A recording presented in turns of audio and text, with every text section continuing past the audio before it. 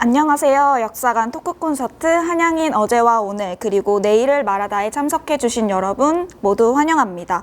오늘 행사의 진행을 맡게 된 역사관 서포터즈 하이디 7기 이예나 김채원입니다. 본 행사가 열린 역사관은 올해 개관 8주년으로 2015년 11월 12일부터 현재까지 한양의 역사를 기록하고 담아왔습니다. 여러분은 혹시 역사관이 원래 본관이었다는 사실을 알고 계시나요? 1954년에 지어져 우리 대학 본관으로 기능했던 이 건물은 신본관이 지어진 2009년 이후 리노베이션을 거쳐 역사관으로 재탄생하게 되었습니다.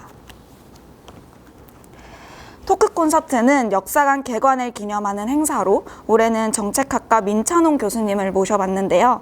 혹시 분석과 비판이라는 강의를 아시나요? 한양인이라면 한 번은 들어봤을 우리 학교 인기 강의 중 하나죠. 이 강의가 바로 민찬홍 교수님께서 진행하시는 강의입니다. 교수님은 서울대학교 철학과를 졸업하시고 한양대학교 교수직뿐만 아니라 2021학년도 대학 수학능력시험의 출제위원장 그리고 공직 적격적 평가인 피스텟과 법학 적성시험 리트를 출제하신 전문가로 활동하고 계십니다. 오늘 귀한 발걸음을 해주신 민찬홍 교수님을 큰 박수로 맞이해 주시길 바랍니다.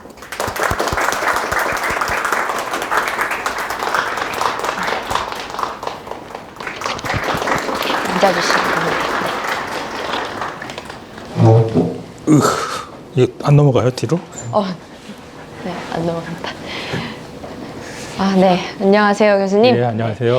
네, 바쁘신 와중에도 강연을 위해서 이렇게 시간을 내주신 점 정말 감사드립니다.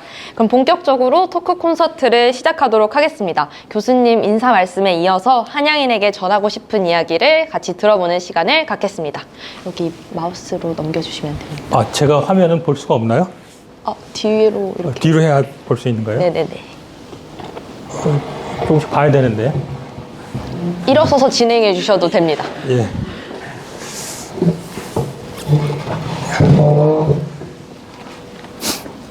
이게 역사관이 2000년부터 기록됐다고요, 역사가? 그 말 들으니까 내가 웃음이 나는데 역사관이 역사를 기록하기보다 훨씬 전에 1985년도에 제가 여기서 강의했습니다. 그때 이 건물이 있었고 인문관이 있었고 수업 조금만 늦게 오면 인문관까지 올라가느라고 허덕대던 기억납니다. 어떨 때는 버스에서 내려가지고 내렸을 때가 수업 시작하기 한 2, 3분 전이었는데 있는 힘을 다해서 뛰어 올라간 다음에 제 시간에 도착하고 숨이 차가지고 한 15분 정도 이렇게 학생들 막아놓고 숨 쉬면서 쉬었어요. 그래가지고 한양대학교 되게 높다 이런 인상을 갖고 있었는데 한 2년 정도 강의했나요? 그거는 거의 선사시대네요, 그러니까. 제가 사실 무슨 뾰족하게 여러분들한테 드릴 말씀이 있는 건 아니고 여러분들을 이렇게 면면을 뵈니까 정말 민망한데 제가 뭐 수업 시간에 늘 이거 하고 싶어 하는 얘기라서 어떻게든지 핑계를 대가지고 엮어서 하는 얘기거든요. 그래서 처음에 여기 역사관 측에서 선생님들이 이게 제안하셨을 때 나는 늘 하던 얘기지만 청중이 새로 오면 괜찮겠다 그래가지고 좋습니다 그랬는데 알고 보니까 청중도 대부분이 낯이 익어서 굉장히 민망합니다. 여러분들 마치 처음 듣는 얘기인 것처럼 그냥 그렇게 들어주세요. 예, 그리고 뭐 얘기 이렇게 대단한 얘기는 아닙니다. 예. 제가 뭐 좋아한다고 말하기도 좀 민망한 구절이 논어 첫 구절이거든요. 이 논어 첫 구절 하기 시습지 불역열호라는 거, 이 논어의 첫 구절이 내력이 얼마나 대단한지 이런 거에 대해서 제가 조금 그 깊이를 여러분들의 맛보게 해주려고 오늘 저걸 제목으로 골랐습니다. 참고로 여기 저 화면 잘 안 보이시죠? 그런데 저 텍스트하고 저 제목 같은 거에 제가 다른 거지만 이 옆에 있는 그림들 있죠? 저 그림은 전부 다 2장 빼놓고 전부 다 챗 GPT로 생성한 거예요. 그래서 프롬프트 써가지고 어떻게 했냐면 모차르트가 재능도 없는 귀족 아이들 가리키면서 못하니까 짜증내는 그림을 그려줘 뭐 이렇게 해가지고 해서 이렇게 장식을 했습니다. 그 영화 아마데우스에서 모차르트가 귀족 자제들 이렇게 음악 바이올린 피아노 가르쳐가지고 생계를 이어가잖아요, 그죠? 근데 제 질문은 뭐냐면 귀족들이 뭐 하려고 자식들 저런 거 가르쳤냐 이거예요. 귀족들 치고 연주가가 된 사람이 없거든요. 연주를 잘한 사람도 아마 잘 없을 거예요. 연주가의 실력이 될 만큼. 그 프로 연주가가 되려면 굉장히 고된 훈련이 필요하잖아요. 그죠? 근데 귀족들이 그런 훈련 안 하죠. 예? 자기 생존에 걸린 거 아니면 칼싸움이라고 몰라도 바이올린 연주 이렇게 목숨 걸고 하지 않을 거 아니에요? 그러니까 프로 연주가가 없어요. 예? 그런데 꼬박꼬박 가르쳤어요. 그러니까 펜싱, 승마뿐만 아니라 그리스, 라틴어, 그리고 음악 특히. 예. 왜 저걸 저렇게 가르쳤냐? 예? 답은 뭐냐면 우리가 이미 좀 알잖아요. 그죠? 예를 들면, 바이올린을 내가 배우면 바이올린 음악을 더 잘 듣게 되지. 그죠? 피아노를 내가 배우면 피아노 음악들을 더 잘 듣게 되지. 피아노의 아름다움에 더 깊이 취할 수 있고, 그죠? 피아노 음악의 아름다움을 더 잘 맛볼 수 있잖아요. 그러니까 귀족들이 자기 자식들한테 음악을 가르친 이유는 뭐냐면 앞으로 살아가면서 넓은 영지 있으니까 먹고 사는 건 걱정 없잖아요. 그러니까 너희들 이런저런 행복하게 살 미천을 마련해 주마. 그래서 부모들이 자식들한테 가르친 거라는 거지. 그리스 라틴어도 똑같아요. 고전어 배우는 거 괴로울 것 같지만 물론 배울 때 괴롭지, 그죠? 근데 그걸 할 줄 알게 되고 나면 그 다음에 고전어 텍스트를 읽는 게 즐겁거든요. 그런 경지까지 도달하는 사람이 물론 적었다 치더라도, 그래서 요점은 뭐냐면 음악, 예술, 문학, 고전학, 또 인문학, 그리고 사실은 여기에 이제 현대에 이르러서는 그 순수학문들 대부분의 수학, 물리학 같은 학문들도 여기 포함되죠. 그죠? 저는 사실은 그 가난한 집에서 태어나가지고 공교육을 받고 자라서 그런 것 맛보지 못했는데, 어릴 때 그런 거는 음악이나 이런 거. 그런데 고등학교 1학년 즈음부터는 제가 제일 감동했던 수업이 수학이었던 것 같아요. 어떨 때는 집에 가서 잠을 잘 못 잤어요. 제가 그렇다고 수학 잘한 건 아닌데 구분구족법 이런 거 배운 날은 너무 충격적이라서 와, 미친 새끼들 저런 걸 생각하다니, 이런 것 때문에 자꾸 잠이 깨고 그랬던 기억이 있어요. 그러니까 수학이나 물리학 같은 것도 그걸 이해하게 되면 어마어마한 가슴이 막 벅차오르는 기쁨 같은 거 느낄 수 있는 거거든요. 그게 특히 뭐냐면 예술교육, 이게 그렇다. 음악, 미술. 그리고 인문학 교육이라는 게 그렇고, 이 대학에서 가르치는 리버럴 아츠라는 게 여기에 속하는 거지. 그죠? 이게 행복한 삶의 미천을 마련하는 공부다. 이건 무슨 뜻이냐면 이런 거는 자기가 알면 알수록 더 잘 즐길 수 있다는 거지. 모르면 즐길 수 없고 알면 알수록 더 잘 즐길 수 있다. 그러니까 행복하게 살도록 알아야 즐길 수 있으니까 하고 가르친 거죠. 그죠? 이것도 내가 수업 시간에 하는 말이지만, 내가 어떤 영화, 정말 감동적인 영화를 봤어. 그래서 친구한테 추천할 때 뭐라 그래요? 너 이 영화 안 보면 후회한다 그러지. 그죠? 근데 정확하게 말하면 저 영화를 안 본 사람은 후회할 일이 없어요. 저 영화가 얼마나 좋은지 모르기 때문에 좋다더라 이거지. 그죠? 그러니까 정확히 말하면 너 이 영화 안 보면 후회한다는 말은 못해. 어떻게 말해야 되냐면 너 이 영화 안 보면 후회할 기회도 없다 이래야 돼요. 여기서 말하려는 건 뭐냐면 어떤 것 있잖아요. 특히 경험이 그런데 어떤 것들은 내가 모르면 후회할 일이 없잖아요. 모르면 모른다는 걸 몰라요. 모르면 상상해서 알 수 있는 게 아닌 것들이 있어요. 그래서 그런 무지를 도널드 럼스펠드, 이 사람 물론 내가 좋아하는 정치인은 아닌데 아들 부시 행정부 때 그 이라크 침공을 주도했던 미 국방장관이었습니다. 대량 살상무기 있다고 막 침공해놓고 알고 보니까 대량 살상무기가 있다는 증거를 못 찾았잖아요. 그죠? 미국의 전문가들이 이라크를 사그리 뒤졌는데 그런 증거가 없었거든. 그러니까 그때 기자들이 묻죠. 증거 못 찾지 않았냐. 그러니까 럼스펠드 뭐라 그래요?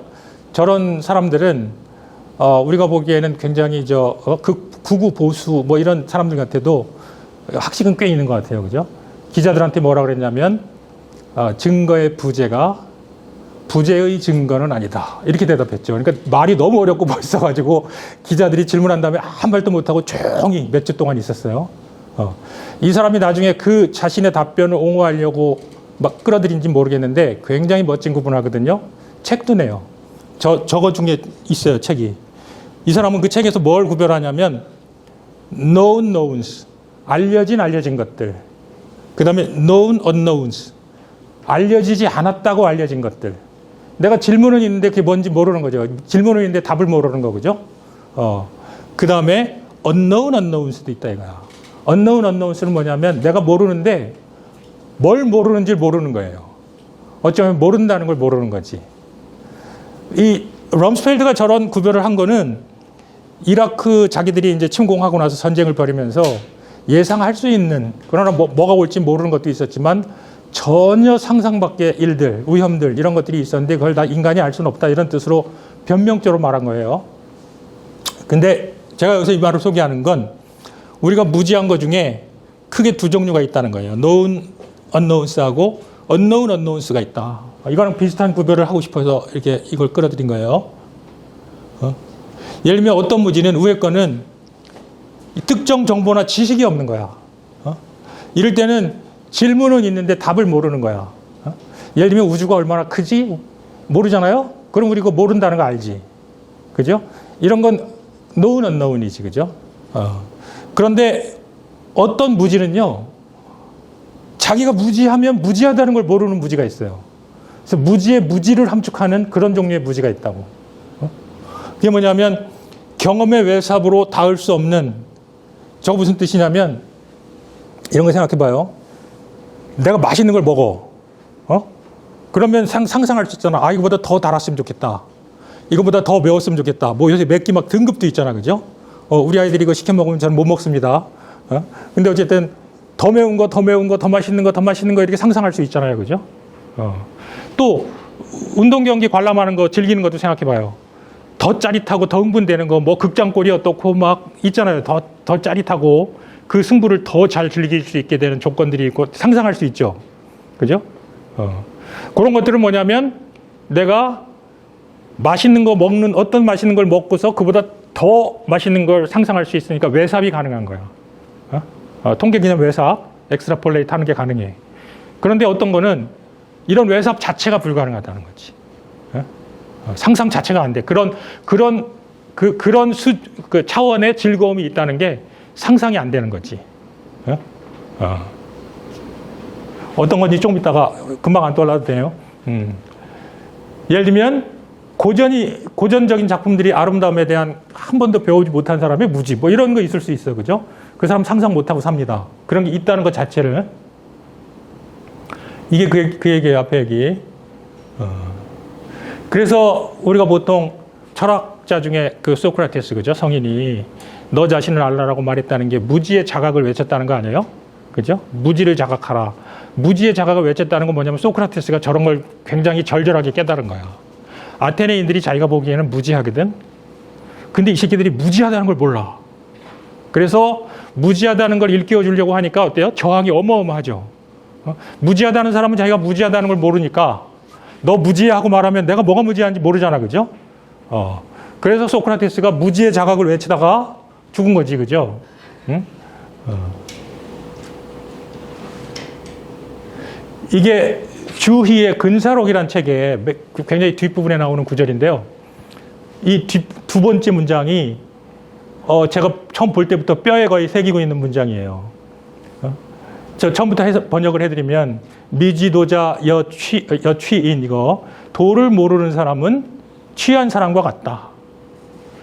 취해 있을 때 그는 무소부지, 이르지 못할 게 없다고 큰 소리 빵빵 친다 이거예요. 보통 우리 술 취하면 그러지, 그죠? 혹이 만장해가지고 누구 윤석열 나오라고 그래 뭐 이러잖아. 그죠? 무소부지해. 그러다가 방기성야, 급기야 술에 깨고 나면 부끄러워하지 않는 이가 없다. 그죠?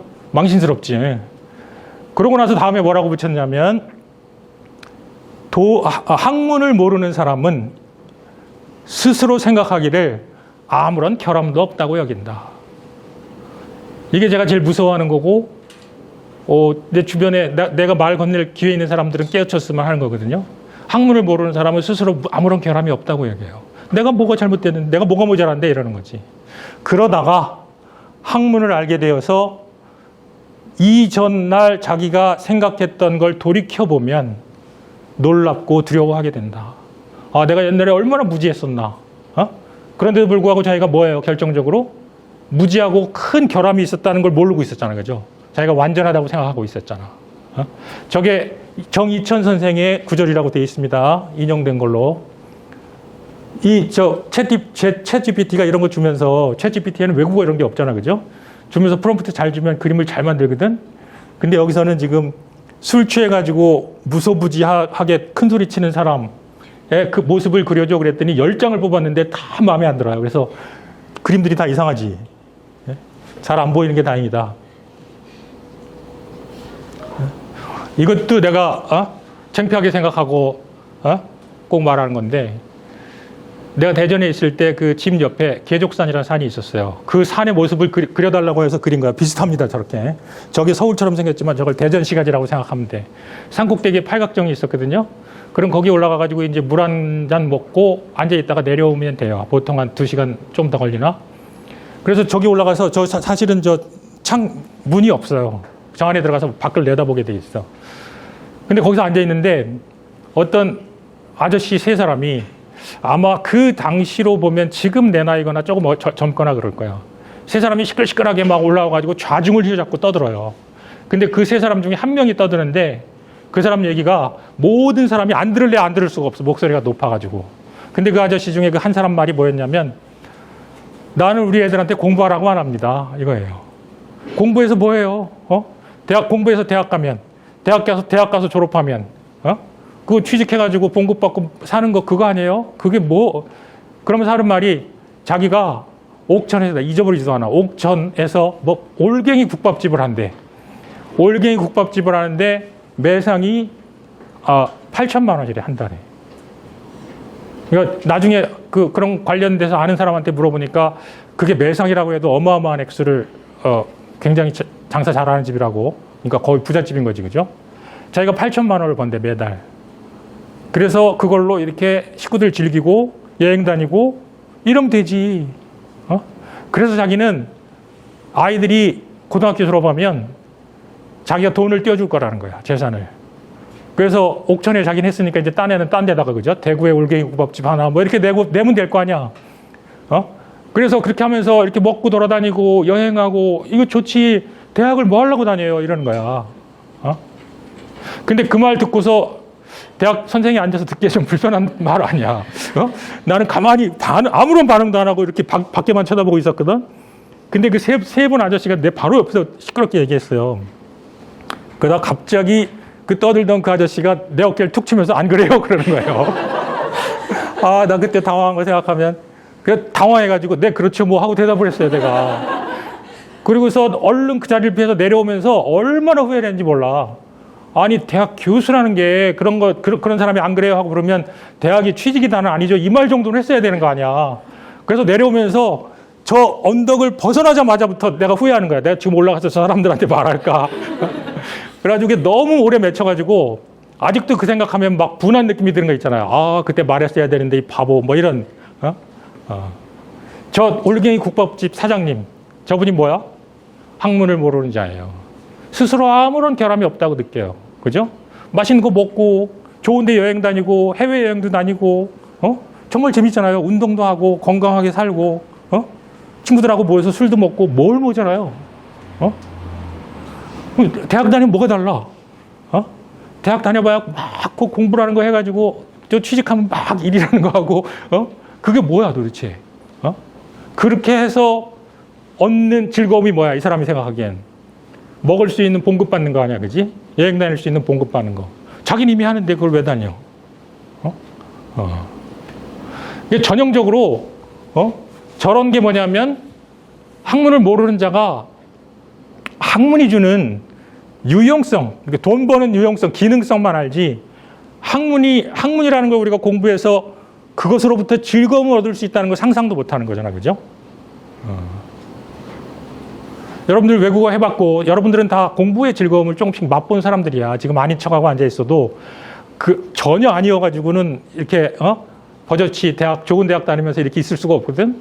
그러니까 아마 중고등학교 때 공부하다가 뭔가 이렇게 새로운 거 배우거나 아니면 몰랐던 거 깨우치면서 기쁨을 느꼈던 그런 기억들이 다들 있는 거지. 그죠? 정도의 차이는 있을지언정. 그러니까 우리가 그런 거 하면 내가 이런 말 하면 바로 알아듣잖아. 그죠? 심지어 내가 스포자만 아니라면 수학도 가끔은 놀라울 때가 있잖아요. 그죠? 그러니까 그런 종류의 즐거움들이 있다는 걸 상상을 못 하는 거야. 그죠? 예를 들면, 그 번역 생각해 보세요. 여러분들 요새 영어 공부 갑자기 하기 싫어진 사람들 많지, 그죠? 왜냐하면 이 폰만 잘 쓰면 이제 다 이렇게 받아서 알고, 그죠? 내가 하고 싶은 말 해가지고 뒤밀면 되고, 이게 뭐 외국어가 왜 필요해? 이렇게 생각할 수 있지, 그죠? 그건 뭐라고 생각하는 거냐면 외국어라는 게 외국어라는 게 기능적인 측면만 있다고 생각하는 거잖아, 그죠? 근데 실제로 외국어를 읽으려고 해보면 외국어가 읽어지기 시작할 때 그 부들부들 떨리는 즐거움, 그런 건 정말 맛보지 않은 사람은 잘 모르지, 그죠? 여러분들이 고등학교 때 영어 읽을 때는 한 페이지 넘기기가 쉽지 않잖아. 그죠? 한 단락, 패시지 하나 읽기도, 그죠? 그런데 어느 순간서부터 몇 페이지가 읽어지고 챕터가 읽어지지, 그죠? 그런 즐거움들이 대학이 주는 즐거움인데 저거 어떻게 알겠어? 올갱이 국밥집 해가지고. 응? 근데 나는 왜 그걸 가만히 듣고 있었냐고.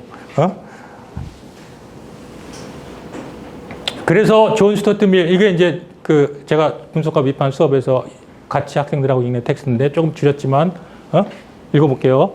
어떤 두 가지 쾌락을 능히 경험할 수 있는 사람들이 어떤 하나의 쾌락이 다른 쾌락에 비해서 항상 훨씬 적은 양으로 향이 될 수밖에 없다는 사실을 알면서도 거의 대부분 하나의 쾌락을 선호한다면 그렇게 선호된 쾌락에 질적 우월성을 부여하는 건 정당화될 수 있다. 이 말은 그러니까 어쨌든 질적으로 우월한 쾌락이 있고 덜 우월한 쾌락이 있다는 거지, 그죠? 근데 존 스튜어트 밀의 말은 뭐냐면 두 쾌락을 능히 향유할 수 있는 사람들이 있잖아? 근데 내가 보기에 A가 우월해. A가 더 질적으로 수준 높은 쾌락이야. 이러면 어떻다고? 이 사람은 A를 누리는 것이 더 어렵다는 걸 알면서도 할 수만 있으면 A를 누리는 삶을 살려고 한다 이거야. 이게 아리스토텔리안 프린시플이라는 거야. 인간은 동물이 감각하고 운동하잖아요, 그죠? 영양을 섭취하고. 그거 한껏 잘하는 삶을 살 수 있다고 해서 거기에 만족하지 않지. 그죠? 그래서 뭐라고 말하냐면 어떤 사람도 짐승의 즐거움을 만끽하도록 완전히 허용된다고 해서 그로 인해 더 낮은 단계의 동물로 변하는데 동의하지 않을 것이다. 예를 들면 벤담이 생각하듯이 인간의 모든 쾌락이 질적인 차이는 없고 질적인 차이가 있는 것도 양으로 환산할 수 있다고 치잔 말이지, 그죠? 그래서 좀 강렬한 쾌락은 양을 많이 쳐주고, 그죠?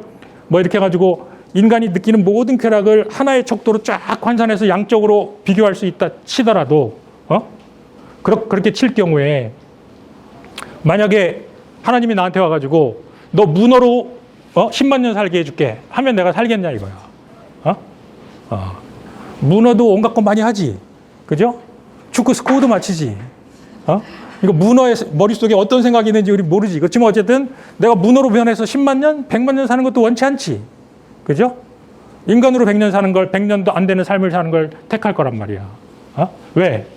문어로서는 상상도 할 수 없는 그런 온갖 종류의 즐거움들을, 그런 경험들이 있다는 걸 내가 알거든. 이런 거 포기하기 싫은 거지, 그죠?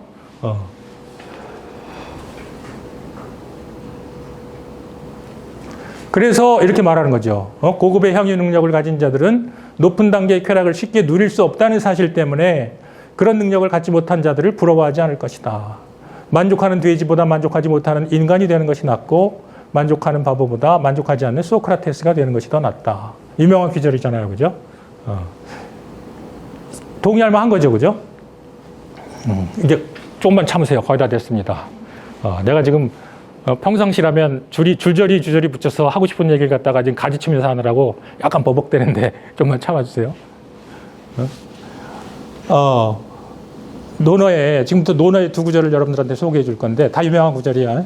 하나는 옹야라는 편인데 논어의 그 공자님의 제자 중에 3,000명의 제자 중에 울타리 안에 들어와서 공자님 말씀을 들을 수 있는 사람이 있었고, 그 다음에 당 위에 올라와서 들을 수 있는 사람이 있었고, 이렇게 계급이 있었어, 그죠? 그래서 당 위에 올라와서 들을 수 있는 사람을 72제자 그랬지, 그죠? 그리고 그 중에서도 가장 뛰어난 제자를 갖다가 10명이 있었어요. 십철이라고 하지, 그죠? 그 공자의 십철 중에서도 공자가 최애 제자, 그리고 가장 뛰어났던 제자라고 알려진 사람이 안회 아니야, 그죠? 이 안회가 정말 내색도 안 하고 굉장히 가난했고, 그죠? 아무런 공자가 무슨 말을 하면 알아들은 내색을 안 해. 그리고 공자가 가끔 물어보거든요. 강의 끝나면 툭 물어보면 자기 말을 다 들었을 뿐만 아니라 더 깊은 데까지 생각하고 있다는 걸 보여줘가지고 공자가 늘 놀랍고 흡족했거든. 근데 어느 정도로 가난했냐면 스승님이 말할 때 토시 하나 안 붙이는 사람인데 앞에 그 어떤 편에 보면 제사 지내는 거에 관해서 공자가 얘기하는 장면이 있어요. 그래서 제사를 지낼 때는 몸을 깨끗이 해야 되고 뭐 사흘 전부터 비린 것도 먹어서는 안 되고 뭐 이런 얘기가 쭉 나와. 그때 아내가 불쑥 그래요. 비린 거 먹으면 안 된다는 말을 공자님이 하니까 저는 해당이 없네요. 그래요. 자기는 뭐 사흘 전부터 비린 거 안 먹는 게 아니라 평생 비린 거 먹을 기회가 잘 없는 사람이거든. 응? 아내는 아버지도 공자의 제자였는데 부자가 이렇게 가난한 부자가 공자의 제자였어요. 근데 아내가 죽은 다음에 공자가 뭐 그 좋아하던 고기 맛을 잊었다 그러잖아, 그죠? 그런데 그 아내가 공자를 감탄케 해서 공자가 아내에 대해서 한 말이에요, 저게. 현명하도다 아내여 하고 일단식 일표음 제루왕, 저게 뭐냐면 단표누황 해가지고 알려진 사자성어로 알려졌지, 그죠? 한 덩어리의 주먹밥, 한 바가지의 물, 이걸로 배를 채우는 거야. 그리고 제 루황, 더러운 골목에 살아. 그러면 사람들이라면 불감기호 그 근심을 감당할 수가 없지. 그죠? 먹는 거 그렇지, 사는 거 그런 막 그 더러운 곳에 거해야 된다면 우리가 얼마나 근심이 크겠어요. 그죠? 보통 사람들이라면 그 근심을 감당하기 어려웠을 텐데 안회는 불객이락 그 즐거움을 고치지 않았다. 그러면서 현명하도다 아내요. 그래요. 근데 뭐 이 말이 어떻게 알려져 있어요? 단편우왕 그래가지고 아내가 유유자적하는 그 소박한 자연의 삶을 즐겼다고? 아내가 자연인이야? 아내가 가난을 즐겼어요? 아내가 좀 이상한 사람이야? 아닙니다. 아내가 가난을 즐겼을 리가 없어요. 가난을 누가 즐거워해요? 아내도 비린 거 먹는 거 좋아했고 기름진 거 먹는 거 좋아했단 말이야. 먹을 기회가 없어서 그렇지. 응? 다만 뭐예요? 자신이 갖고 있는 그 큰 즐거움이 있거든.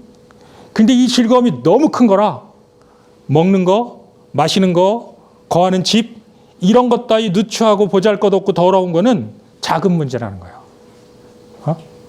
그래서 가난을 즐긴 게 아니라 아내가 누리고 있는 그 즐거움이 너무 커서 그것에 비해서는 이게 아무것도 아니었다는 거야.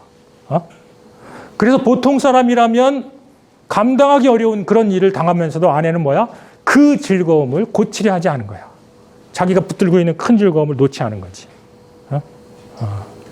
그래서 왜 정조임금님이 공부하는 거 좋아했다며 제자들하고 공부할 때도 저 구절 얘기하시면서 기락이 이게 무슨 그 즐거움이 어떤 즐거움이냐고 제자한테 물었다는 기록도 있고 제자들 대답도 있고 이렇게 알려져 있지.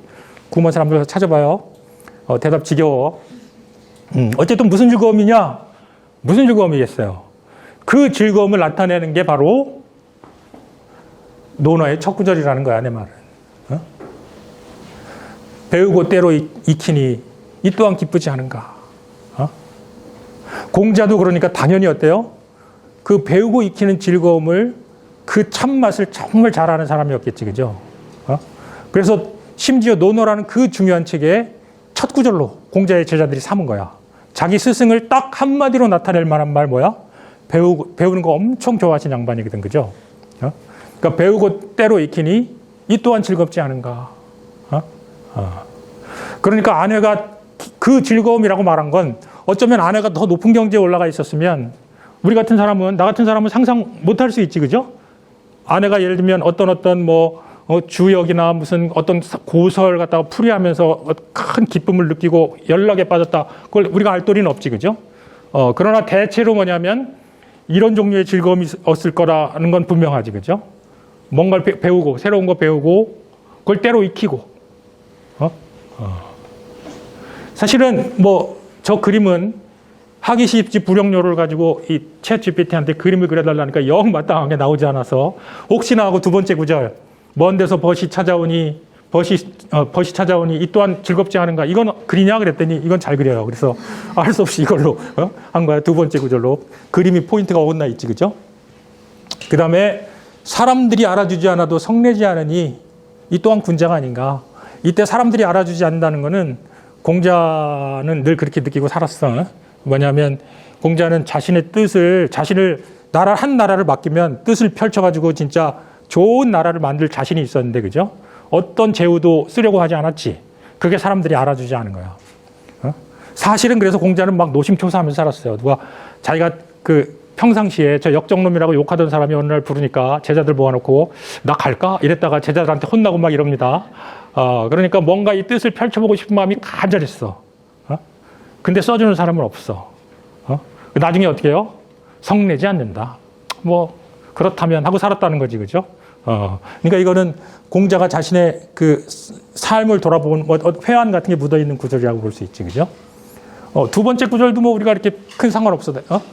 내가 지금 말하고 싶은 건 첫째 구절입니다. 배우고 때로 익히니. 그래서 여러분들 생각해 보세요. 내가 정치학과 선생이고 정치학과 학생들은 주로 이제 졸업하고 진로 같은 걸로 짓눌려서 사는 물론 잘 해나가고 있지만 학생들이 많은 터에 이런 말 하기는 좀 그렇지만 대학 들어와서 취직에 좋은 공부만 해가지고 잘 취직한다. 그러면 진짜 성공일까? 여러분들이 대학 들어와가지고 내 평생에 내 행복의 미천 한두 가지 정도 마련할 수 있어야 되지 않나?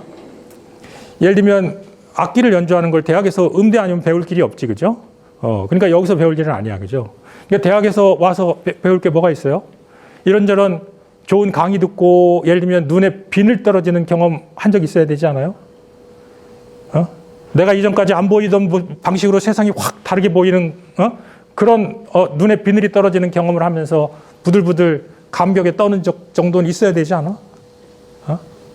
선생이 던져주는 책 2학년 1학기 때 읽으려고 했더니 욕만 나오던 책이 예를 들면 고생하다가 3학년 맞추고 겨울방학 때 버리려다가 다시 봤더니 막 읽어져가지고 푹 빠져가지고 기쁨에 떠는 그런 종류의 경험 해봐야 되지 않아요?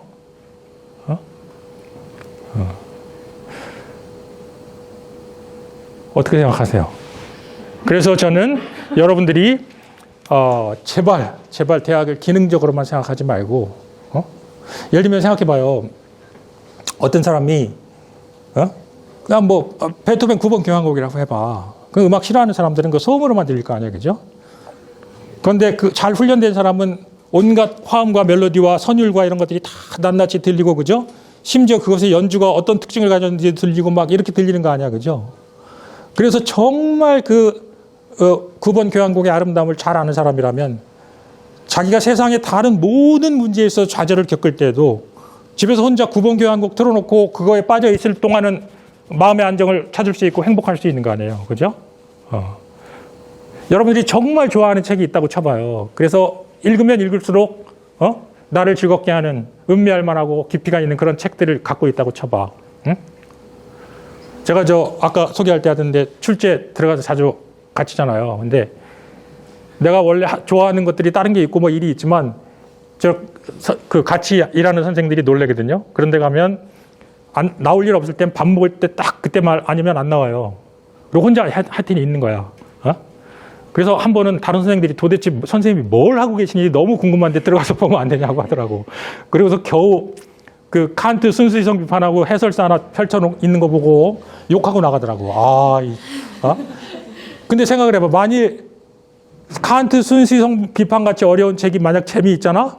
그럼 인생 대박 난 거야. 왜냐하면 그건 아무 때나 봐도 모르는 구설 투정이고 즐거울 꽃 투성이잖아. 그죠? 그런 거리를 가지란 말이야. 외국어도 그렇게 즐길 수 있는 외국어를 갖다 반드시 만들어야 되고. 응? 그래서 부디 대학 다니는 동안에 지적인 미천이지, 그죠? 지적으로 나를 행복하게 해줄 그런 미천을 찾아야 된다. 이런 게 없으면 어떻게 돼요? 이런 게 없으면 아까 말했듯이 먹고 맛있는 거 먹고 더 맛있는 거 먹고 더 맛있는 거 먹고 이렇게 찾다 보면 나중에 마약하는 거고, 그죠? 뭐 스포츠 경기 보면서 짜릿하고 뭐 더 짜릿하게 스포츠 경기 보고 싶으면 도박하는 거고, 그거밖에 상상이 안 되잖아, 그죠?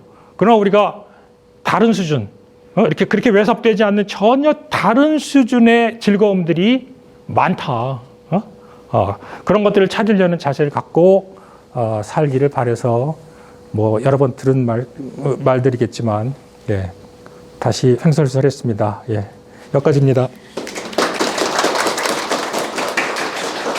네, 귀한 강의 해주셔서 감사합니다.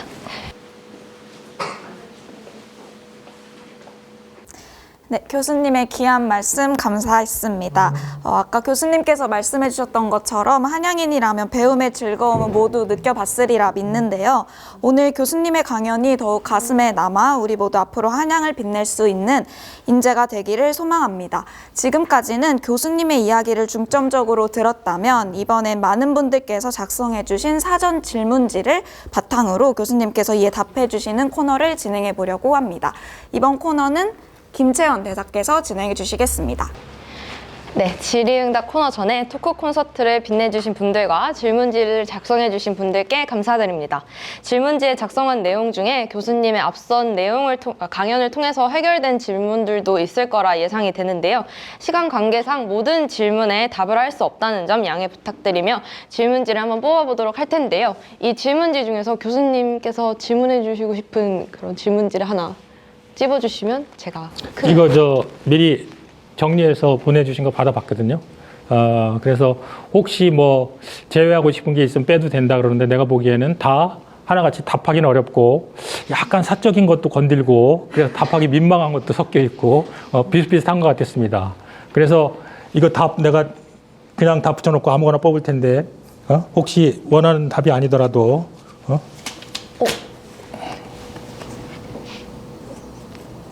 지금 하고 계신 일들을 계획을 통해 이뤄나가신 부분과 흘러가다 보니 계신 부분으로 나눈다면 비율이 어떻게 되는지 궁금합니다. 이거 무슨 MBTS 그런 거 아니야? 즉흥적이다, 계획적이다? 저는 즉흥적이에요. 계획을 통해 이룬 일 같은 건 거의 없어요. 그냥 재미나는 것만 찾아서 살았어, 지금까지. 예. 정말 거의 그렇다고 봐도 돼요. 그리고 뭔가 이렇게 해야 되는 일 있잖아요. 그럴 때 마감일에 앞서서 그 일찍 끝낸 일은 이 PPT 보낸 거 하나밖에 없어요. 제가 평생에. 다른 건 전부 다 막판에. 예. 잘한 것도 없고. MBTS엔 그런 게 없어요? 이 중에 MBTI 질문한 것도 아니, 그걸 하겠다는 게 아니고 혹시 즉흥적이냐 계획적이냐 이런 거. 다 그런 거네. 긍정적인 편이냐 부정적인 편이냐 지독하게 긍정적인 편입니다. 이것도 된 것 같은데?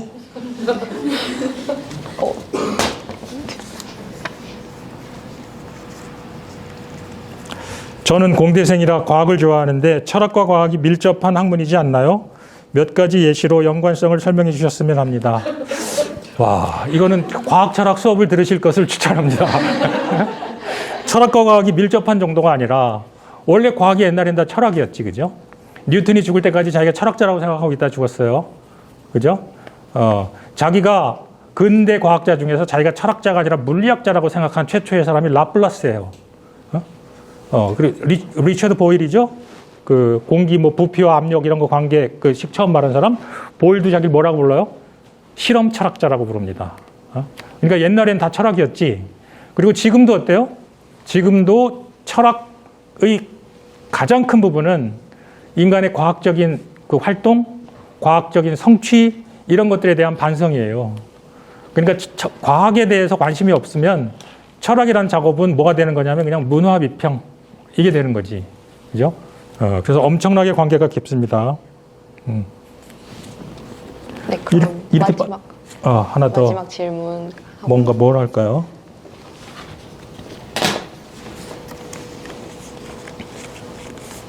잘못 본 것 같아.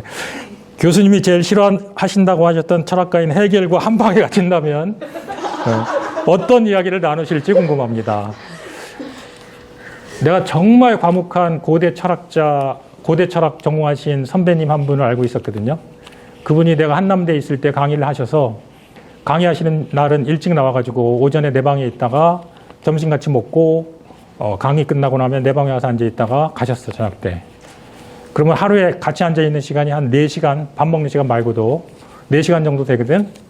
그러면 4시간 동안에 내가 3시간 한 50분 동안 떠들고 10분 동안 침묵해 서로. 정말 말 안 해요. 내가 그 헤겔은 그 반대의 사람인데 거기에 치면 나 같은 사람이지. 헤겔이 괴테 있죠, 괴테.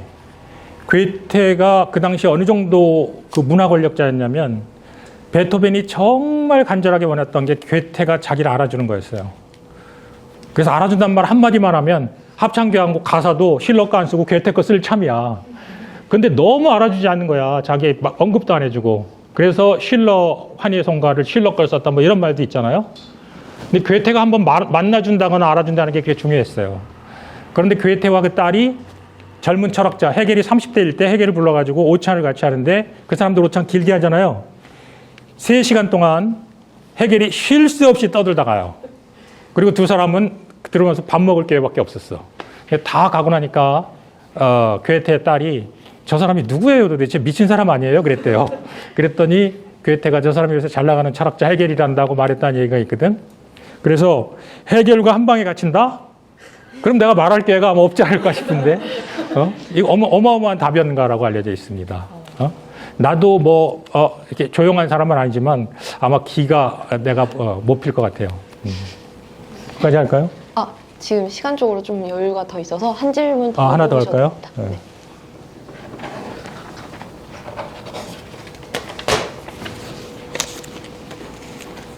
논리학과 철학을 다룰 때 가장 중요하게 생각하는 게 무엇이냐? 다룬다는 게 뭔지를 모르겠네요. 논리학과 철학을 다룬다. 공부할 때? 이건 진짜 뭐라고 말씀드리기가 어렵네요. 가르칠 때, 공부할 때도 예를 들어서 내가 그 공부하는 게 예를 들면 철학사냐, 아니면 어떤 칸트나 아니면 현대 철학이나 아니면 내가 논문을 써야 되는 그런 전문적인 철학이냐, 이런 거에 따라서 다 다르죠. 그죠? 근데 뭐 이런 답은 아니겠지만 제가 한 5년은 더 됐고 10년은 좀 안 된 것 같은데 계속 예리하게 느끼는 건 뭐냐면 공부를 하다 보면 아니면 가르치다 보면 점점 더 내가 구제 불가능하게 그 식민지적인 지식인이구나 하는 걸 많이 느껴요. 여러분들은 그거 벗어나야 되는 건데 사실은 그거 왜 그러냐면 사실 그 수능이나 리트 같은 거 출제하잖아요. 근데 가가지고 어떤 분이 그 제시문을 갖다가 만들어 와가지고 이렇게 읽지. 그럼 사람들이 이거 따라 읽다가 모르잖아요. 그럼 그때 하나만 질문 한 가지면 해결돼요. 어떤 단어 있지. 저 단어가 영어로 뭐예요? 하고 말해가지고 영어로 뭡니다. 그러면 그거 해가지고 다 알아. 거기 교수들이 다 비슷해. 그러니까 영어로 들으면 알고 한국말로는 잘 모르고 관심도 없어. 영어가 진짜지, 그죠? 그래서 제가 하는 게 예를 들면 칠판에 쓸 때도 한국말 쓸 때는 막 틀려도 별로 개의 안 하면서 영어 쓸 때는 혹시 문법이라도 틀리는 거 있으면 자꾸 고치려고 그러고 스펠링 모르면 민망해하고 나중에 가서 찾아보고 이게 뭐냐고. 그래서 이게 지금 죽기 전에 이런 문화적 또는 지적 식민지적인 근성을 좀 떨어버릴 수 있으면 좋겠다. 그래서 그냥 다소 모호하더라도 한국말로만 하고도 아무런 불편도 없고 거리낌도 없는 그런 느낌에 도달하면 참 좋겠다고 생각할 때가 있습니다. 아마 안 될 가능성이 높아요. 챗GPT도 한국말로 물어본 다음에 이게 완전한지 몰라서 꼭 다시 영어로 물어보고 영어로 답변을 받은 다음에야 마음을 놓고 이래요.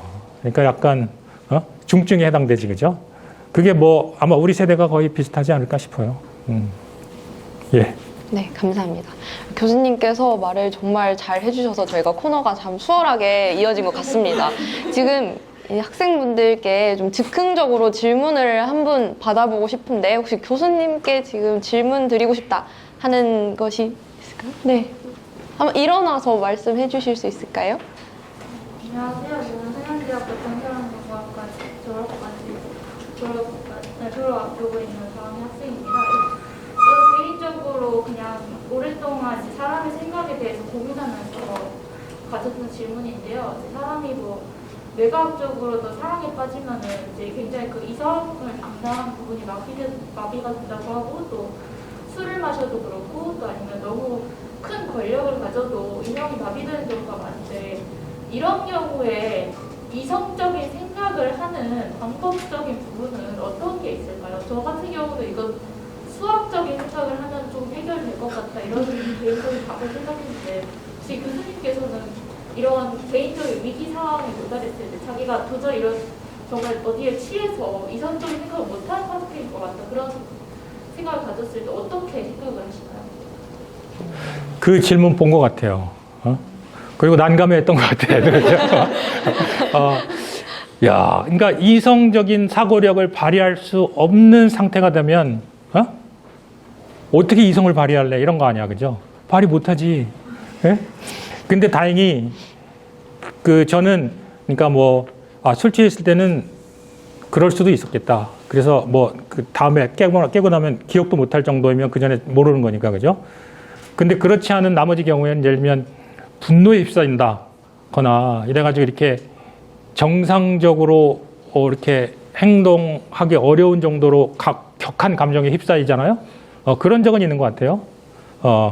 그럼 저는 어마무지하게 따박따박 따집니다. 그럴 때는. 그래서 아마 그게 더 잘 이해가 안 됐던 것 같아요. 막 이렇게 격분에 휩싸이면 실제로 이건 이게 부끄러운 역사를 뭐라고 하지? 그런 거에 해당되는데 연애 시절에 지금 결혼한 와이프하고 연애할 때 연애 편지를 썼는데 그 연애 편지도 어떤 식이냐면 어떻다. 왜냐하면 첫째, 둘째 이렇게 썼다가 그 편지가 나중에 결혼하고 나서 그 와이프가 친구들 불러가지고 돌아보면서 날 비웃었던. 그래가지고 내가 저녁 때 퇴근해서 들어가니까 나보고 왜냐하면 첫째 씨하고 부른 적이 있었거든요. 그래서 엄청 창피하게 생각했는데, 그러니까 무슨 그런 종류의 감정 때문에 막 이성이 마비돼가지고 이런 적이 잘 없었던 것 같아요. 그러면 그게 이렇게 훈련에서 나오는 건지 뭔지 잘 모르겠어. 근데 어쨌든 그럼 정말 진짜 강하게 따집니다, 저는. 특히 분노했을 때 이런 때는. 그래서 제가 화나가지고 이렇게 따지는 걸 본 사람은 저를 잘 상대 안 하려고 해요. 그리고 그게 이제 출제 이런 장면에서 많아요. 그래서 볼 때마다 제가 빕니다. 제가 그때 잘못했다고. 네, 썩 좋은 대답은 아닐 것 같아요. 그래도 답변이 됐을 거라 믿습니다. 네, 이 모든 질문에 다 진심을 다해서 답변해 주셔서 정말 감사합니다. 다채로운 질문들로 오늘 토크 콘서트가 더 의미 있게 된 것 같고 질문 주신 분들께 다시 한번 감사드립니다. 또 답변하지 못한 질문에 대해서는 다시 한번 양해를 부탁드립니다. 질의응답 코너는 여기서 마무리 짓도록 하고요. 마지막으로 오늘 참여해 주신 소감 한 말씀 부탁드려도 될까요? 아직도 민망합니다. 저는 정말 다 들었을 법한 얘기들을 갖다가 그것도 내가 주로 살을 붙이고 싶어하는 부분이 있는데 빼다 보니 잘 이렇게 느낌이 잘 오게 말한 것 같지도 않고 이렇게 해서 과연 뭐가 남았을까 좀 걱정도 되고 그렇습니다. 어쨌든 이렇게 시간 내서 들어줘서 정말 고맙습니다. 그리고 이렇게 극성스럽게 와주신 분들 내가 몇 명 아는데 고맙습니다 다. 예. 네, 오늘 이렇게 거름해 주셔서 좋은 말씀 전해주신 민찬홍 교수님께 다시 한번 감사 인사드리면서 모두 마지막으로 박수 부탁드립니다. 네. 감사합니다. 네, 저희 이제 토크 콘서트 마지막 코너입니다. 저희 하이디가 준비한 역퀴즈 타임을 진행하도록 하겠는데요. 저희 역사관과 관련된 퀴즈를 지금부터 가장 빨리 맞추시는 분들께는 저희 하이디가 직접 제작한 역사관 굿즈를 선물로 드리도록 하겠습니다. 잠시 세팅하고 진행하도록 하겠습니다.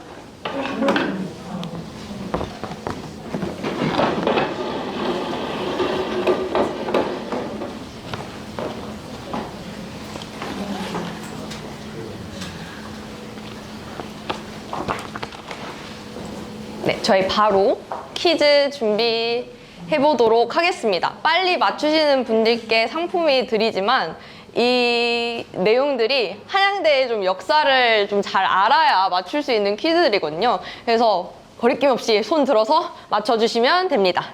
먼저 첫 번째 문제 하겠습니다. 한양대학교가 행당동으로 이전한 연도는 언제일까요?